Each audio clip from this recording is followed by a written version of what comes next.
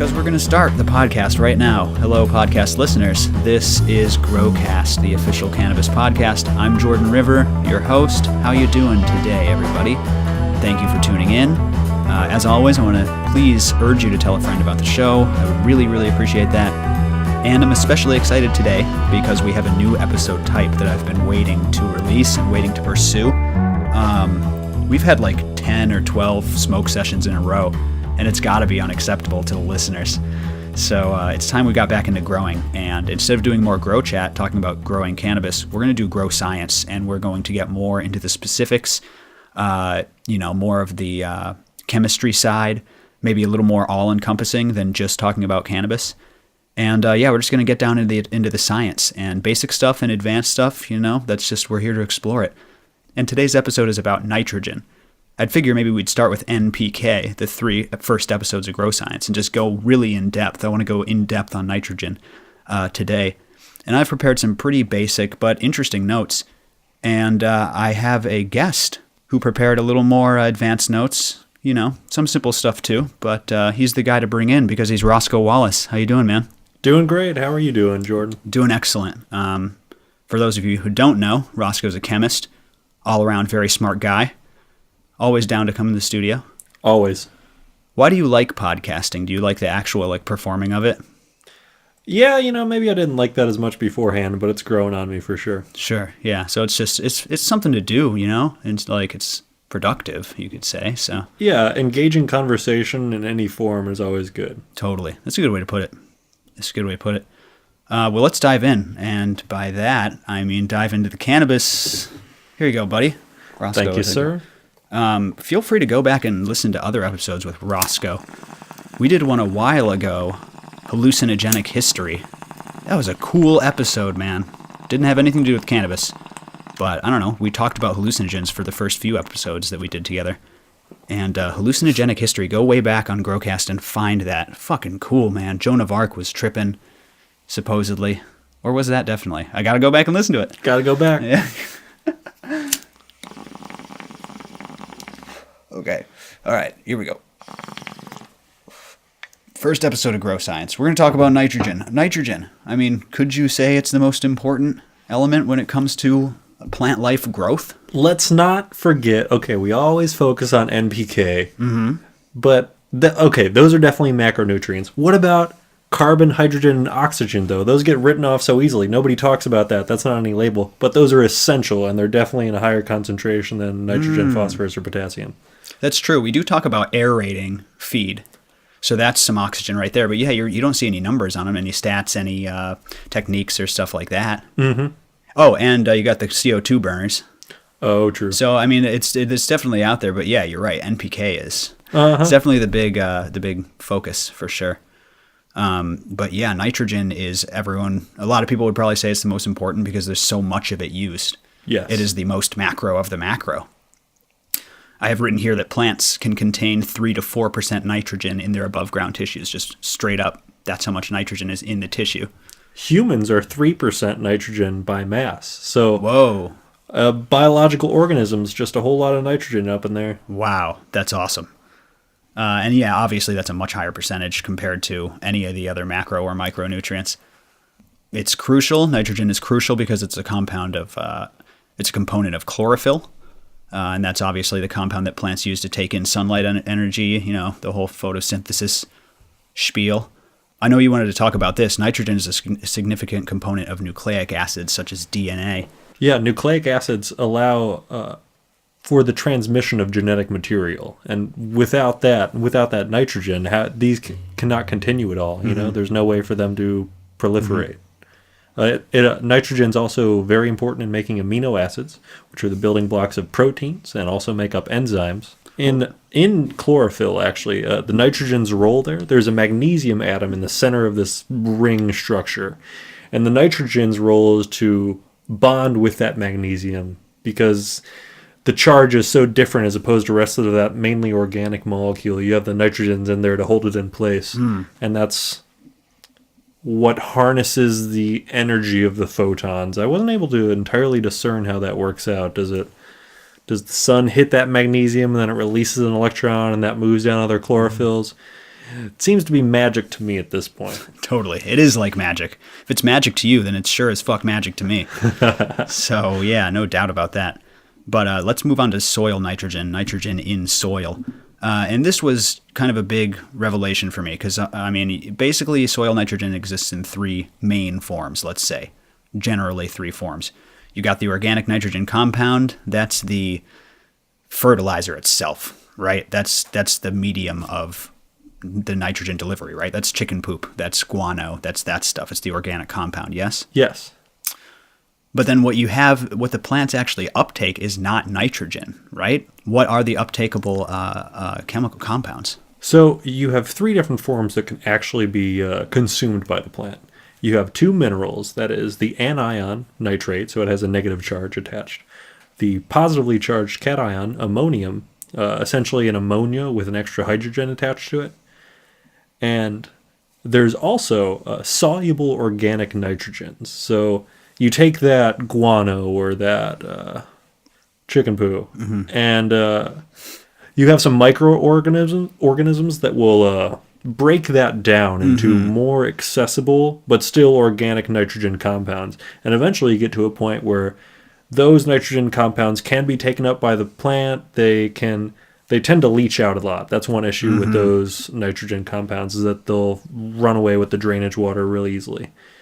But yes, three main forms that plants can consume. Ideally, it sounds you want a 1-1 mixture of nitrate and ammonium for the ideal growth. Interesting.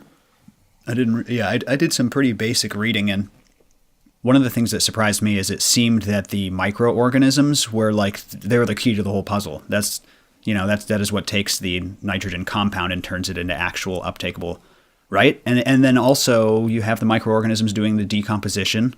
There's the nitrogen cycle that we're going to get to in a little bit. And from what I saw, the microorganisms are like the key. That's who's driving the gears. Definitely. I believe fungus as well, but various microbes or fungi, what have you, they are definitely turning the other nitrogen compounds into something that's accessible for these plants.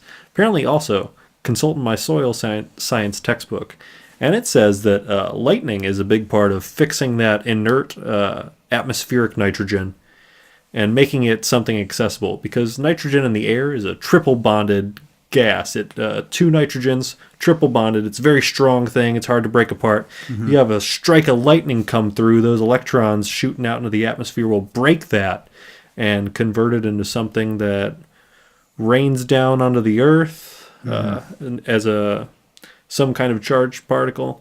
Anyways, microbes and lightning. That's the way to fix nitrogen. Well, again, we're going to get to the nitrogen cycle, but there's a bunch of atmospheric nitrogen seems to be a huge part of the cycle. Oh, definitely. What percentage of the air that we breathe is nitrogen? Nitrogen is the main component of air. It's 90%, 80-something%, something like that? High 70%. Oh, okay. Yeah, choke out, it's 90%. Something like 99. Yeah, I don't know. I read that nitrogen also plays a big part in energy transfer compounds. Adenosine triphosphate. Oh, ATP, of course. ATP, that's come up before. ATP, that's the energy currency, is how someone put it at school. That's literally how you transfer energy. That's right. Sugars that's how and cells give each other energy. Yeah. And so that's such an important process. And ATP has come up before. I said that because we did an episode about pesticides called "What the Fuck Are They Spraying?" And you got to go back and listen to that one, because we're talking about some pesticides that people are using on cannabis, and they are not good. And I believe Pylon was the one that disrupted your ATP, and I also believe could give you cancer, and it fucked with your DNA. Remember? It said something like that? Messing with those nitrogenous compounds. Fuck that. Yeah, I talked about amino acids, all that stuff. I was on this website, ducksters.com. I'm going to quick shout out to ducksters.com, and they had an awesome diagram of the nitrogen cycle. Yeah, I was looking at that too. Why do they have weed plants silhouetted on that thing? It looks just like weed plants. It's like this kid's website for science. I don't know what else that is. I don't know what else that is. It looks just like weed. Go to growcastpodcast.com and you can take a look at this. It's actually pretty cool. This was the best drawn out one I could find. And basically, nitrogen is freaking flying all over the place. Atmospheric nitrogen into the soil. Again, the bacteria fix the nitrogen in the soil, right? You have decomposition, all that stuff. You have two microbes, so you could have just soil organisms that are in there fixing that nitrogen in the dirt, or you could have a synergistic microbe working with a legume. It'll be in the root nodules of this, and it'll fix nitrogen around the plant. And this plant has evolved to have this growth boost, pretty much. Living in the legume, is that how you say it? It's in the root nodules of the legume. Ah, that's awesome. Yeah, and then, like you said, you got the ammonification, and then from the ammonia, you got the nitrification into the nitrates. Yeah, I'm sorry, nitrites. Yeah, it's pretty cool. Nitrites to nitrates, just got to keep oxidizing. It's all, and then the denitrifying bacteria. It's all about the bacteria, man. It's all about that bacteria. It is. That's what's cycling it all through. So there are a couple fates for these minerals once you have them in the dirt, I suppose. So you have your organic nitrogen, not entirely accessible. The nitrites and nitrates are about 1% of the total organic nitrogen in soils. Mm-hmm. Same with the solid organic nitrogen, although it depends if the soil has been amended with manure or what have you. Right. You got your ammonium in the soil. And here are a couple of options for its fate. There are 5 fates for this thing. It can be immobilized. It's converted to organic matter by microbes. It will be absorbed by the plants via the roots. It could be fixed in some 2-1 clays. It's essentially the mixture of that clay.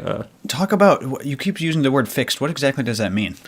It's like you kind of lock it into something. Well, like atmospheric nitrogen's not held at all and it's not accessible. So fixing in that sense is cracking it into something usable and putting it somewhere. But like when you turn it into nitrate, there's a potential fate that'll leach away from the soil. Negatively charged particles in the soil aren't attracted to the other negative aluminates and silicates primarily. So they tend to stay within the soil water, and if that soil gets drenched, that's all going to leach into the groundwater. So ammonium's going to stay in that dirt, and it fixes itself in the clays. Let me refer to my ducksters and see if you're right. Yeah, you're right. All right, go on. That ammonium could also, by microbes, be converted into ammonia, and then it just volatilizes into the air. Totally. Yeah, just like evaporates, and nitrogen does that too, right? Right out of the soil. That's right. Yeah. That's so crazy. It's so wild. Just gassing off. But in all different, not just that, it has so many, like you said, fates is a perfect way to put it. Like, yeah, it's crazy. It's just like it's just like nature's roll of the dice. And a practical rule for that that comes out of the possible volatilization of nitrogen. If you put manure or fertilizer in your dirt, you should mix it in a couple inches deep instead of just putting it on the top. Because you can lose up to, let me say it this way. If you mix it into the dirt, you'll reduce nitrogen losses by between 25 and 75%. So ignore the wide range there. You're going to keep more of your fertilizer in the dirt going to your plant. Definitely mix that fertilizer in instead of throwing it on the top. No doubt about that, but let's talk about that because a lot of growers out there, probably a lot of growers listening to this episode, don't deal with nitrogen compounds. They deal with liquid fertilizers, which have already been converted. They have to have, right? I mean, I don't want to step outside of my league here, but you have a bottle of water, essentially, and they don't put organic compounds in there. It's got to be the available ones. That should be the case, but then, okay, so if you're watering it, it should just go straight down into it. It's not going to stay in the top layer, so I guess that wouldn't be an issue. But no, sorry, what I wanted to say there is no, they're actually conflicting. These salt-based nutrients is what a lot of people call them, the synthetic fertilizers, kill a lot of bacteria in your soil. That's why you need to continually use it. As opposed to going organic super soil. You can listen to our episode all about that. That's one of the best Growcast episodes ever. And they convinced me, next time I grow, I'm going all organic, man. You just make the soil, everything's in it that you need. It's so much easier, and the downsides are pretty minimal. But yeah, basically you have to go one or the other. You can't build biology and water through with these liquid fertilizers. So this is a huge argument for organic growing. This is just one big argument for organic growing. Wow, I never thought of it like that. Like chemical warfare on your soil fauna. Absolutely, man. Those are 2 different routes you can take. don't blend them. There's a couple things you can do over, and like you'll build a little biology and that stuff, but basically you have to upkeep them like a doctor fixing a Western medicine, fixing a patient, just limping them along with pills and shit, as opposed to building their natural strength, their natural biology. Suddenly they're going to start resisting diseases more. You know what I mean? Pests aren't going to be as apt to go after them. It's crazy. That sounds awesome. It is awesome. It totally convinced me. These two guys convinced me. Cannabis Cup winning grower. Yeah, go back and listen to that episode, growers. So good. Such a good episode. But yeah, I wanted to talk about this because you got the organic compounds, obviously, if you're growing organic, but where does the other nitrogen come from? And I asked Wolfman about this, and I couldn't really get my head around it. What Wolfman was talking about was mineral nitrogen, that I guess is mined. Okay, that would make sense. Yeah, it's mineral nitrogen, and that's, I think a lot of the time that's where salt-based comes from, right? Huh. Yeah, I couldn't get a fucking straight answer out of anybody. I should contact Brian Emerson. But where are they coming from? Yeah, supposedly all over the world is what Wolfman said. Rocks and air. Rocks and air. The ground and the sky. And let's just take it all. Let's gobble it all up until there's nothing left. If we could only filter it out of the rivers that we're polluting with all of our nitrogen-based fertilizers, it would be in everything, you know? That's a great idea. That's a great idea. We need to be thinking like that. There's got to be a way to reclaim those minerals that really are just fucking up the Gulf of Mexico and other areas. Mm-hmm. Totally. Yeah. So, nitrate can be leached out of the soil, but ammonium will stay in. So there's potential that you might only need to fertilize with a nitrate-based fertilizer as opposed to an ammonium-based fertilizer, even though you need them in a 1-to-1 ratio. I guess it depends how depleted your soil is, but worth some experimentation that I'm totally oblivious to. Yeah, a lot of these mixes, almost all of these mixes come with stuff in them. I use Pro Mix, had a lot of great stuff in there. So, worked well for you? Worked really well. Pro Mix is great. I know the peat isn't so good. I think they're mining or harvesting the peat bogs, supposedly. Save the bogs. I don't want to save the bogs. Nobody likes bogs, but they probably provide some sort of crucial system. Obviously, everything does. Think of the Scotch. The whiskey. Also the poor Scotch people that burn peat to keep warm. Burning peat? Yep. Oh, that can't be good. That stuff doesn't... That's how you make the barley for Scotch taste like Scotch. You burn peat to roast it. Oh, interesting. Also, I think peat, maybe it's just most major soils, they coat it with a compound that once it completely dries out, it gets hydrophobic. That's an issue for me as a cactus grower. I can't use peat in my mixes because once it dries out, it's really hard to re-wet. Whoa, that's crazy. Yeah, you love those cacti. What kind of soil do you use? I mix my own dirt. Fuck yeah. Cocoa coir, and I use 2 oil adsorbents from AutoZone. It's like montmorillonite clay granules and diatomaceous earth granules. Oh, sure. Yeah. I've just tried to find some minerals that don't really break down too much and will maintain their granular shape for a while. And I tend to switch my mix every year, though. Some things just go in those 2 minerals. Some things get a little cocoa coir. Maybe I throw some fertilizer in there if I'm getting crazy. I've seen your setup, man. You got a bunch of those little buggers. Uh-huh. It's cool. That's freaking cool. Here's the thing. Just a little trivia for you. If we're talking about like natural atmospheres, the direct uptake of soluble organic nitrogen compounds is more important in areas where a lot of decaying natural material accumulates. So in forest and grasslands, that nitrogen is much more important than the mineral nitrogen because there's not as much of those minerals in the area. That makes sense. Yeah, forest fires are a huge deal when it comes to nitrogen, right? Definitely. Well, I mean, it's burning up all that organic matter. I don't know. If it burns it, it's oxidizing it, so maybe it's making a bunch of nitrates. I don't know. Okay, so, we got nucleic acids. The transmitters of genetic data of various sorts. The reason nitrogen is so important for those compounds is because of the ability of hydrogen bonding. You have this nitrogen attached to a hydrogen, and the polarity of that combo allows the hydrogen to bond with things, but only by proximity. There's not an actual bond with electrons between them. It's just a charge attraction, and that's what creates DNA. That's what holds DNA together. Like hydrogen bonding is a very powerful thing. Wow. And so nitrogen and all oxygen especially can form these very intense bonds, and that's why it's so important for living things. Wow. That's freaking awesome. Does that wrap up the notes? That's the notes, I think. Well, I'm actually stoked on this episode. I think that was a good episode. Very informative. I really do. I want to thank you for coming in, Rosco Wallace. Always great to have on the show. Thank you. Great to be here. Thank you for having me. Yeah, definitely. Everybody out there, growcastpodcast.com. Sorry, I haven't been updating it lately. I know, it's bad. But thank you all for listening. You guys are the best. I love you guys out there, and I'm going to smoke us this bowl as we leave you tonight. So be safe, grow smarter. Goodbye.